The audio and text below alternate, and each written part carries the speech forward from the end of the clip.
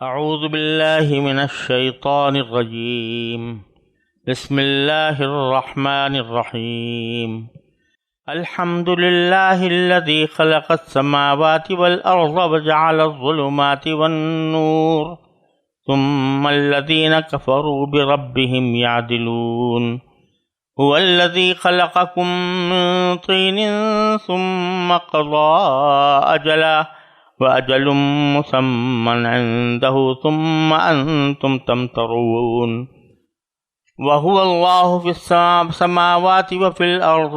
يعلم سركم وجهركم ويعلم ما تكسبون وما تأتيهم من آية من آيات ربهم إلا كانوا عنها معرضين فقد كذبوا بالحق لما جاءهم فسوف يأتيهم أنباء ما كانوا به يستهزئون ألم يروا كم أهلكنا من قبلهم من قرن مكناهم في الأرض ما لم نمكن لكم وأرسلنا السماء عليهم مدرارا وجعلنا الأنهار تجري من تحتهم فأهلكناهم بذنوبهم وأنشأنا من بعدهم قرنا آخرين۔ یہ سورہ انعام کی پہلی 6 آیتیں ہیں جو میں نے ابھی آپ کے سامنے تلاوت کی ہیں۔ یہاں سے سورہ انعام شروع ہو رہی ہے۔ اس سے پہلے جو صورتیں آئی ہیں سورہ بقرہ، سورہ آل عمران، سورہ نساء اور سورہ مائدہ، یہ چاروں کی چاروں صورتیں مدنی تھیں، یعنی جو نبی کریم صلی اللہ علیہ وسلم کی ہجرت کے بعد نازل ہوئی تھیں، اور یہ پہلی صورت ہے جو مکی ہے، سورۃ الانعام، جو مکہ مکرمہ میں نازل ہوئی تھی۔ اور بعض روایات سے معلوم ہوتا ہے کہ اس کی چند آیتوں کو مستثنا کر کے باقی پوری صورت اکٹھی نازل ہوئی تھی، اور بعض روایت سے معلوم ہوتا ہے کہ بہت سے فرشتے اس کو لے کر آئے تھے، یعنی عام طور سے تو وہی لانے والے حضرت جبریل علیہ السلام ہوتے تھے، لیکن اس صورت کے لیے اللہ تعالیٰ نے بہت سارے فرشتے بھیجے، جن کی تعداد بعض روایتوں میں 70,000 بیان کی گئی ہے۔ اس سے اس صورت کی اہمیت کا بھی اندازہ لگایا جا سکتا ہے۔ یہ جو مکی صورتیں ہیں ان میں اللہ تبارک و تعالی نے زیادہ تر کفار عرب کو خطاب فرمایا ہے، اور ان کو توحید کی، رسالت کی، آخرت کی تعلیم دی ہے، اور ان کو ان پر ایمان لانے کی دعوت فرمائی ہے۔ سورہ بقرہ سے لے کر سورہ مائدہ تک آپ نے دیکھا کہ اس میں بہت سے احکام بھی ہیں اور بہت سی تفصیلات بھی بیان فرمائی گئی ہیں، اور ساتھ ساتھ اس کا زیادہ تر خطاب اہل کتاب سے تھا،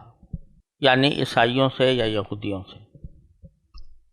لیکن مکی صورتوں میں زیادہ تر خطاب اہل عرب کو ہے، جن کے درمیان رسول کریم صلی اللہ علیہ وسلم تشریف لائے اور جن کے درمیان یہ کتاب نازل کی جا رہی ہے، وہی اس کے اصل مخاطب ہیں۔ اور ان کے معاملے میں جو سب سے بڑی خرابی تھی وہ یہ تھی کہ وہ توحید کے منکر تھے، اور دوسرا یہ کہ آخرت کے منکر تھے، اور رسول کریم صلی اللہ علیہ وسلم کی نبوت کے منکر تھے۔ اس لیے مکی صورتوں میں زیادہ تر انہی 3 عقائد پر زور دیا گیا ہے، ان کے دلائل بیان فرمائے گئے ہیں، اور کفار کی طرف سے جو سوالات اٹھائے جاتے تھے یا اعتراضات کیے جاتے تھے ان کا جواب دیا گیا ہے۔ سورہ انعام میں بھی اصل خطاب مکہ مکرمہ کے قریش کو ہے، اور ان کے واسطے سے پورے اہل عرب کو ہے، اسی لیے اس میں توحید، رسالت اور آخرت کے مضامین کو زیادہ وضاحت کے ساتھ بیان فرمایا گیا ہے۔ اور چونکہ جو احکام ہوتے ہیں وہ تو اللہ تبارک و تعالیٰ رفتہ رفتہ کر کے تدریجاً نازل فرماتے ہیں، جہاں جس وقت جس حکم کی ضرورت ہوئی اس حکم کا اللہ تعالیٰ نے نبی کریم صلی اللہ علیہ وسلم کو علم عطا فرما دیا اور اس سے آگاہ فرما دیا۔ لیکن توحید، رسالت اور آخرت، یہ جو مضامین ہیں، یہ ان کو تدریجاً نازل کرنے کی ضرورت نہیں، یہ اکٹھے ہی جب کوئی شخص ایمان لاتا ہے تو اکٹھے ہی ان پر اعتقاد کرنا ضروری ہوتا ہے۔ شاید یہ وجہ ہے کہ اس پوری صورت کو اکٹھا نازل کیا گیا اور چند آیتوں کو چھوڑ کر پوری کی پوری صورت ایک ہی ساتھ نازل ہوئی۔ اب یہاں جو آیتیں میں نے تلاوت کی ہیں یہ ابتدائی آیات ہیں، جس میں ایک طرف اللہ تبارک و تعالیٰ کی قدرت کو بیان کیا گیا ہے اور دوسری طرف انسان کو اس کی حقیقت یاد دلائی گئی ہے، اور تیسری طرف یہ بتایا گیا ہے کہ انسان ایک وقت معین کے لیے پیدا ہوا ہے اور اللہ تعالیٰ ہی اس کو پیدا کرتے ہیں اور وہی اس کو وفات بھی دیں گے۔ اور پھر چوتھی طرف اللہ تعالیٰ کی قدرت کا بیان ہے، اللہ تعالیٰ کے علم کا بیان ہے۔ جیسا کہ پہلے بھی یہ بات کئی بار عرض کی جا چکی ہے کہ اللہ تعالیٰ کی صفات میں جو سب سے زیادہ صفات میں سب سے زیادہ جامع صفتیں ہیں وہ دو ہیں، قدرت اور علم، باقی تمام صفات اسی سے نکلی ہیں، اور یہی دو صفتیں ہیں جن سے کہ اللہ تبارک و تعالیٰ کی توحید کا پتہ چلتا ہے۔ تو اللہ تعالیٰ کے علم کا پھر بیان ہے، اور پھر جب اللہ تبارک و تعالیٰ نے توحید اور رسالت کا بیان فرمایا تو اس پر کفار عرب کا کیا رد عمل ہوا اور انہوں نے اس کو کس طرح رد کیا اس کا ذکر ہے، اور پھر ان کو اس بات سے ڈرایا گیا ہے کہ تم سے پہلے بھی جو قومیں گزری ہیں اور جنہوں نے حق کا انکار کیا ہے تو اللہ تبارک و تعالیٰ نے ان کو دنیا ہی کے اندر عذاب کا سامنا کرنا پڑا ہے اور انہوں نے دنیا ہی میں عذاب دیکھا۔ لہذا تمہیں بھی اس بات سے آگاہ رہنا چاہیے کہ اگر تم نے یہ انکار کی روش جاری رکھی تو اللہ بچائے کہیں تم پر عذاب نازل نہ ہو جائے۔ یہ ہے خلاصہ ان آیتوں کا جو میں نے ابھی تلاوت کی ہیں۔ اب ان کا ترجمہ دیکھ لیں، پھر اس کے بعد اس کے مختلف حصوں کی مختصر تشریح انشاءاللہ عرض کی جائے گی۔ ترجمہ یہ ہے، تمام تعریفیں اللہ کی ہیں جس نے آسمانوں اور زمین کو پیدا کیا اور اندھیریاں اور روشنی بنائی۔ پھر بھی جن لوگوں نے کفر اپنا لیا ہے وہ دوسروں کو اپنے پروردگار کے برابر قرار دے رہے ہیں۔ وہی ذات ہے جس نے تم کو گیلی مٹی سے پیدا کیا، پھر تمہاری زندگی کی ایک میعاد مقرر کر دی اور دوبارہ زندہ ہونے کی بھی ایک متعین میعاد اسی کے پاس ہے، پھر بھی تم شک میں پڑے ہوئے ہو۔ اور وہی اللہ آسمانوں میں بھی ہے اور زمین میں بھی، وہ تمہارے چھپے ہوئے بھید بھی جانتا ہے اور کھلے ہوئے حالات بھی، اور جو کچھ کمائی تم کر رہے ہو اس سے بھی واقف ہے۔ اب اور کافروں کا حال یہ ہے کہ ان کے پاس ان کے پروردگار کی نشانیوں میں سے جب بھی کوئی نشانی آتی ہے تو یہ لوگ اس سے منہ موڑ لیتے ہیں۔ چنانچہ جب حق ان کے پاس آ گیا تو ان لوگوں نے اسے جھٹلا دیا۔ نتیجہ یہ کہ جس بات کا یہ مذاق اڑاتے رہے ہیں جلد ہی ان کو اس کی خبریں پہنچ جائیں گی۔ کیا انہوں نے نہیں دیکھا کہ ہم ان سے پہلے کتنی قوموں کو ہلاک کر چکے ہیں؟ ان کو ہم نے زمین میں وہ اقتدار دیا تھا جو تمہیں نہیں دیا۔ ہم نے ان پر آسمان سے خوب بارشیں بھیجیں اور ہم نے دریاؤں کو مقرر کر دیا کہ وہ ان کے نیچے بہتے رہیں، لیکن پھر ان کے گناہوں کی وجہ سے ہم نے ان کو ہلاک کر ڈالا اور ان کے بعد دوسری نسلیں پیدا کی۔ ان 6 آیات میں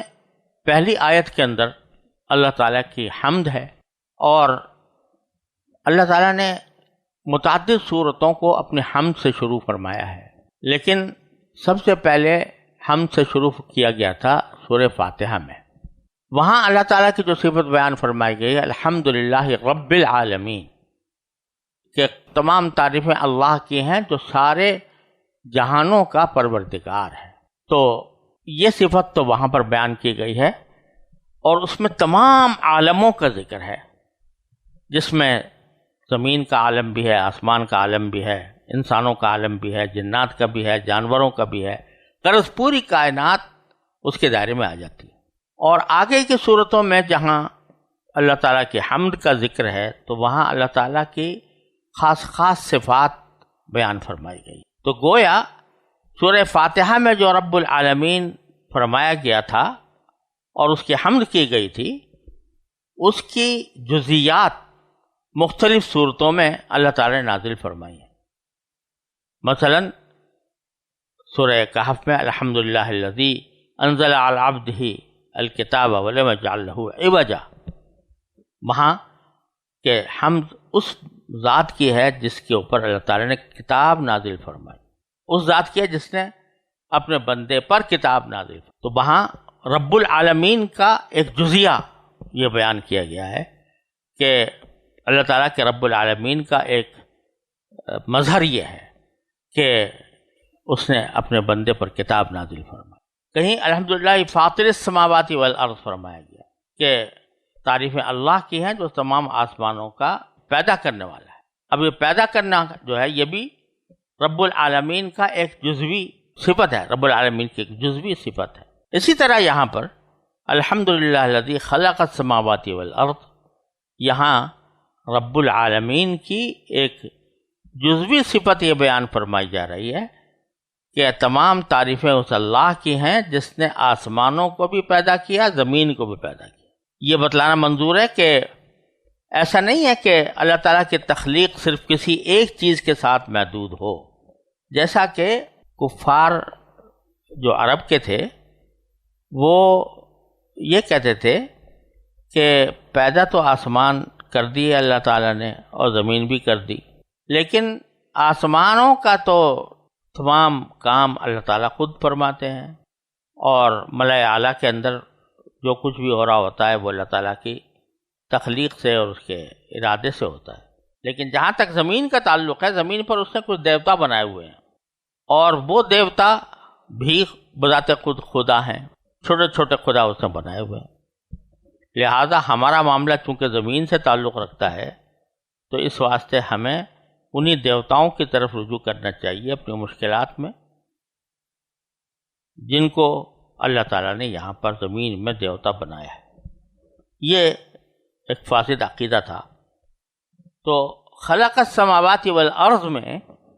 یہ بتا دیا کہ ایسا نہیں ہے کہ آسمانوں کی تخلیق کسی اور نے کی ہو، زمین کی تخلیق کسی اور نے کی ہو،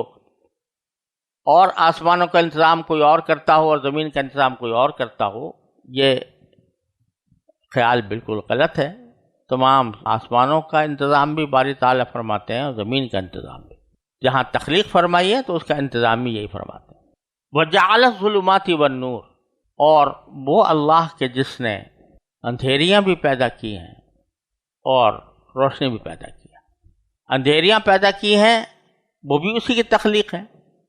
اور نور پیدا کیا ہے تو وہ بھی اسی کی تخلیق ہے۔ دوسری طرف ظلمات محاورے کے اندر استعمال میں بکثرت باطل کے لیے استعمال ہوتا ہے، باطل کے اندھیرے، اور نور استعمال ہوتا ہے ہدایت کے لیے۔ تو گویا اس میں یہ بھی فرما دیا کہ جتنے باطل چیزیں ہیں یا شر ہیں وہ بھی اللہ کے پیدا کیے ہوئے ہیں، اور جو ہدایت کے راستے ہیں، ٹھیک چیزیں ہیں، وہ بھی اللہ تعالیٰ کی پیدا کی ہوئی ہیں۔ تردید کی جا رہی ہے ان مجوسیوں کی کہ جو یہ کہتے تھے کہ خالق خیر اور ہے اور خالق شر کوئی اور ہے۔ وہ کہتے تھے کہ اچھائی کا پیدا کرنے والا تو یزداں ہے، اور برائی اور بری چیزوں کا پیدا کرنے والا اہرمن ہے۔ تو یہاں پر فرمایا جا رہا ہے کہ اندھیریوں کو پیدا کرنے والا بھی وہی اور نور کو پیدا کرنے والا بھی وہی ہے، اور دونوں کا ذکر کرتے ہوئے ظلمات کو پہلے ذکر کیا ہے، اندھیروں کو، اور روشنی کو اس کے بعد، اس لیے کہ اس کائنات میں اصل اندھیرا ہے۔ جب تک اللہ تبارک و تعالیٰ نے اس میں نور پیدا نہیں فرمایا تھا اس وقت تک یہاں اندھیری ہی تھی۔ اس پر اللہ تعالیٰ نے پھر نور پیدا فرما دیا تو وہ نور ہو گیا۔ یہ بات واضح ہوتی ہے سورہ یاسین کی اس آیت سے جس میں قرآن کریم نے یہ فرمایا وَآیَةٌ لَهُمُ اللَّيْلُ نَسْلَخُ مِنْهُ النَّهَارَ فَإِذَا هُمْ مُظْلِمُونَ، کہ لوگوں کے لیے رات ایک نشانی ہے کہ ہم اس رات سے دن کا چھلکا اتار دیتے ہیں تو وہ سب تاریکی میں آ جاتے ہیں۔ کیا معنی؟ چھلکا جب کسی چیز پر چڑھا ہوا ہوتا ہے تو اندر جو چیز ہے وہ اصل ہوتی ہے،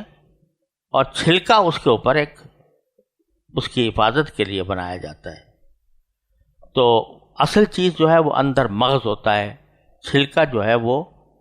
ایک ایسی چیز ہوتی ہے کہ جو تابع ہوتی ہے یا عارض ہوتی ہے۔ تو اللہ تعالیٰ نے فرمایا کہ اصل چیز رات تھی، لیکن رات کا میں سے چھلکا ہم اتار دیتے ہیں دن کا تو پھر وہ تاریکی میں رہ جاتے ہیں۔ یعنی دن کے وقت میں اللہ تعالیٰ نے اس پر ایک روشنی کا چھلکا چڑھایا ہوا تھا، رات کے وقت میں وہ چھلکا اتار دیا جاتا ہے تو وہ تاریکی میں چلے جاتے ہیں۔ تو یہ ظلمات گویا اصل ہے، اور نور جو ہے وہ اللہ تعالیٰ کی تخلیق سے اس میں پیدا ہوا۔ اللہ تعالیٰ نے ظلمات بھی پیدا کی پہلے، اور اس کے بعد اس میں نور بھی پیدا کیا۔ اور اس سے آپ یہ بھی دیکھ سکتے ہیں کہ حق اور باطل اور خیر اور شر وہ دونوں کے دونوں اللہ تبارک و تعالیٰ کی تخلیق سے پیدا ہوئے۔ ثم الذین کفروا بربہم یعدلون، یہ سب وہ مانتے تھے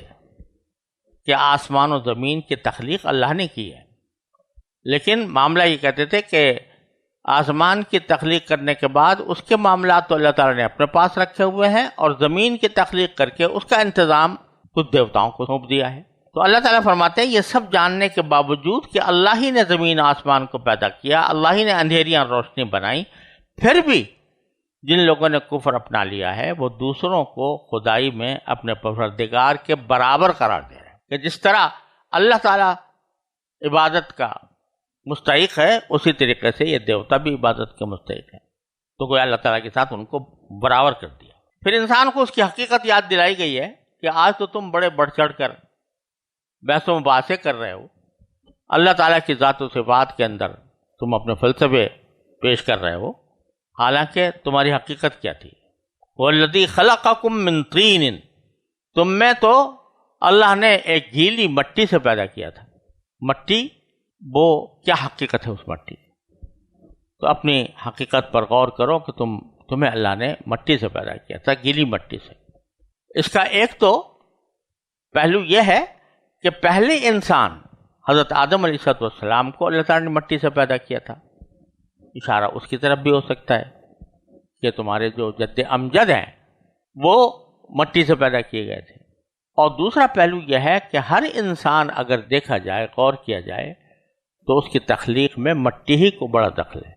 کیونکہ مٹی کے ذریعے کھانے کی چیزیں اگتی ہیں، سبزیاں اگتی ہیں، پھل اگتے ہیں، اور انہی پھلوں کے اور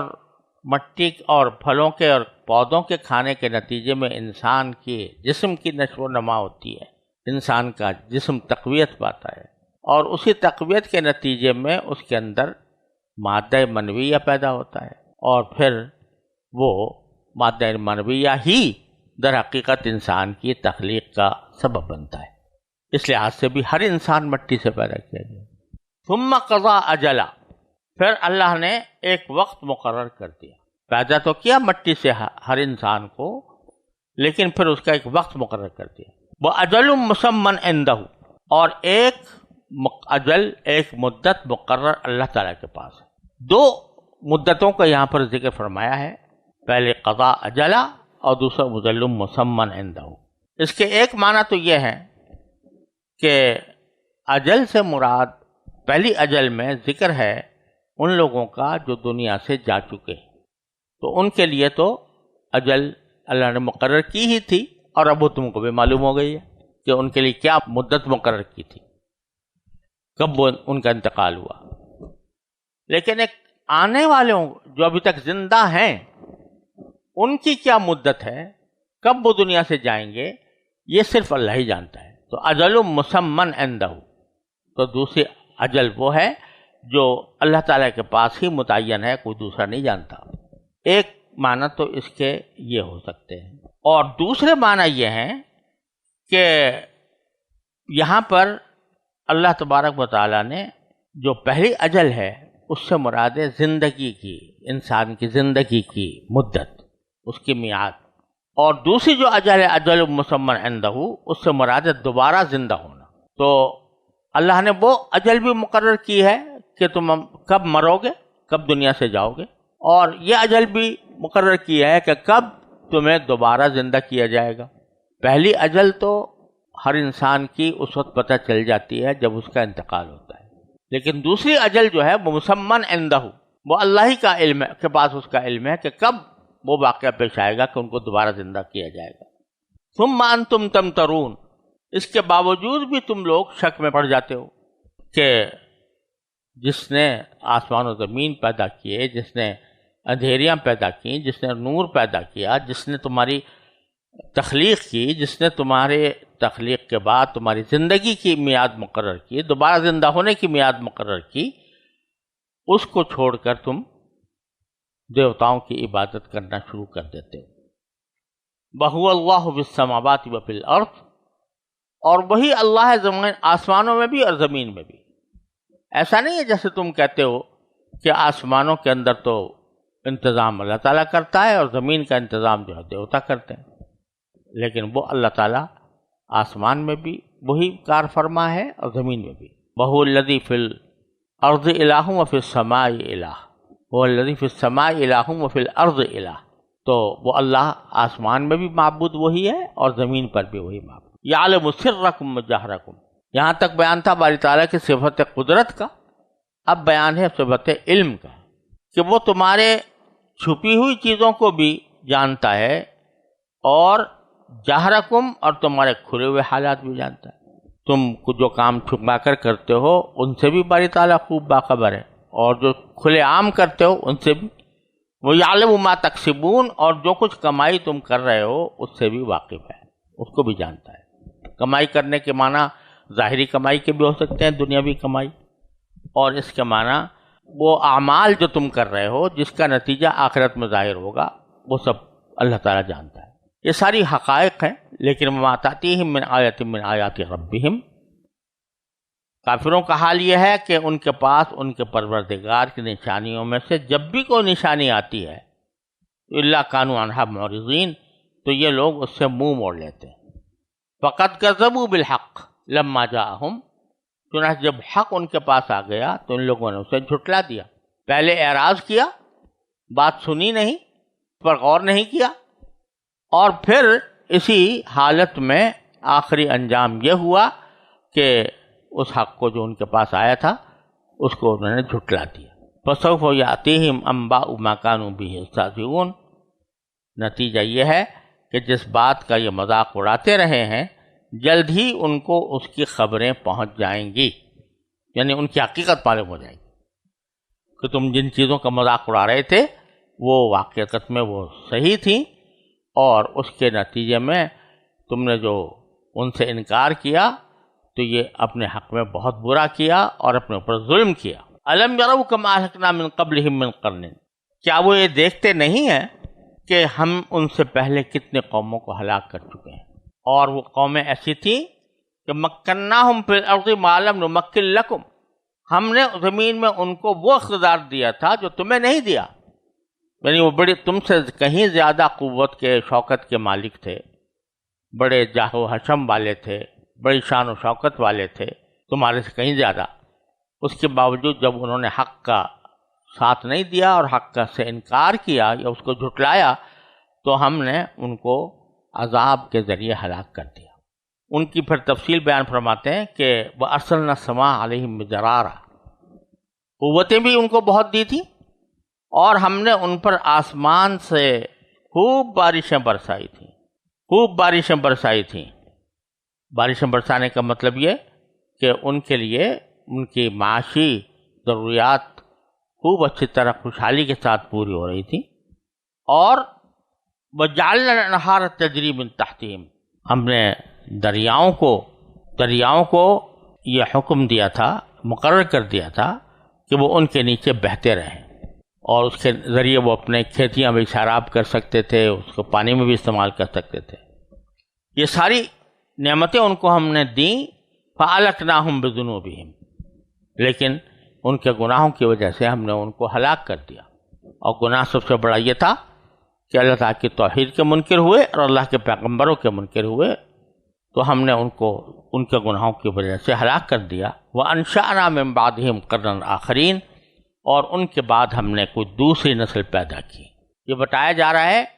کہ کہیں ایسا نہ ہو کہ تمہیں بھی تکذیب کے نتیجے میں رسول کریم صلی اللہ علیہ وسلم کو اور قرآن کو جھٹلانے کے نتیجے میں اسی قسم کی ہلاکت سے سامنا کرنا نہ ہو جیسا کہ پچھلی قوموں کو پیش آیا تھا۔